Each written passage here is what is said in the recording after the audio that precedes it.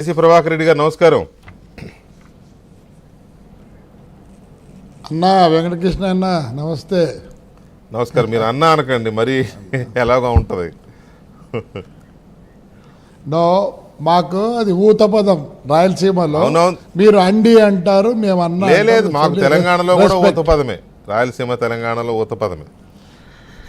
అదే.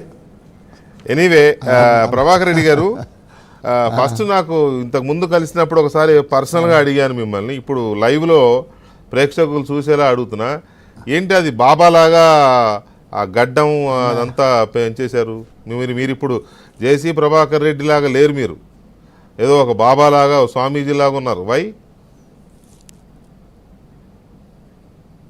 స్వామీజీ గడ్డం కాదు ఇది, కడుపులో రగులుతున్న గడ్డం. నాటే స్వామీజీ గడ్డం, ఎందుకంటే వాళ్ళకి ఇన్సల్ట్ చేయకూడదు. లేలే, మీరు అలా ఉన్నారు అంటున్నా, మీ ఆకారం అలా ఉంది అంతే. బయటికి ఎంత మంచి ఆకారం ఉందో లోపల అంత రగులుతుంది. ఏంటి ఇది, ఏమన్నా శబదమా? అంటే పాత రోజుల్లో మంగమ్మ శబదం లాగా ఇది ప్రభాకర్ శబదం ఇది గడ్డం పెంచడం?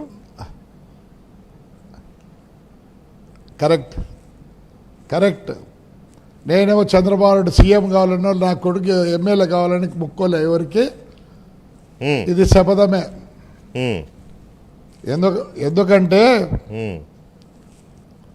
అన్యాయంగా వేధించకూడదు. ఈరోజు నేను ఇవన్నీ చేసేది కూడా దయచేసి చెప్తున్నాను, నాకేదో జరిగిపోయిందని కాదు, ఫ్యూచర్లో ఎవరికి జరగకూడదు. వాస్తవం చెప్పాలంటే మొత్తం స్పాయిల్ చేసింది కొందరు ఐఏఎస్, కొందరు ఐపీఎస్. తొత్తులు అయిపోయినారు. అది పరిస్థితి. ఎక్కడ రూల్ లేదు, no constitution, nothing. Right is right. అదే పరిస్థితి 5 ఏళ్ళు జరిగింది. ఈ పొద్దు నీతివంతుల మాదిరి చాలా చెప్తారు, మేము గవర్నర్ దగ్గర పోతామంట.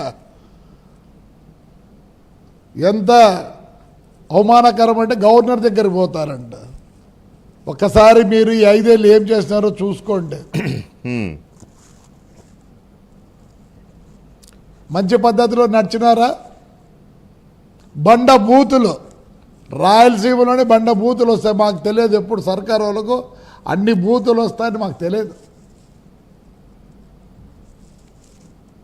ఏంటండి నట్టి దీంట్లో అసెంబ్లీలోనే మాట్లాడుతుంటారు. ఎప్పుడన్నా మేమేదన్నా మాట్లాడుతుంటే దాన్ని ఇచ్చేయండి అంటారు.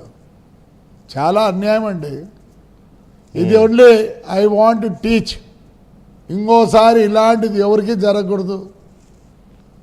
మేము మా ఫాదరు 1936లో కోల్ బస్ ఆపరేటర్ అండి. బొగ్గులతో తిరిగేది. అప్పటి నుంచి దాని మీద క్రేజ్ మా ఇంట్లో అందరికీ. మరి ఇలాంటి టైంలో ఆ బస్సులు, ఆ లారీలో అవన్నీ నేను దొంగతనం చేసినాను అంటారు. సుప్రీంకోర్టు 2017